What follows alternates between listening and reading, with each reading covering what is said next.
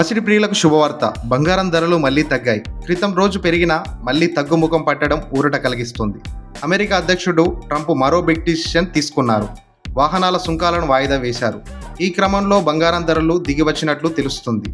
ఈ క్రమంలో మే 1వ తేదీన హైదరాబాద్ మార్కెట్లో బంగారం రేట్లు ఎలా ఉన్నాయో తెలుసుకుందాం. బంగారం కొనుగోలు చేసేవారికి ఇది ఊరట కలిగించే వార్త. హైదరాబాద్లో మళ్లీ తగ్గిన బంగారం ధర. హైదరాబాద్ బులియన్ మార్కెట్లో పసిడి ధరలు మళ్లీ తగ్గాయి. 22 క్యారెట్ల బంగారం రేటు 10 గ్రాములపై ₹50 మేర తగ్గింది. దీంతో తులం రేటు 89,750 రూపాయల వద్దకు దిగివచ్చింది.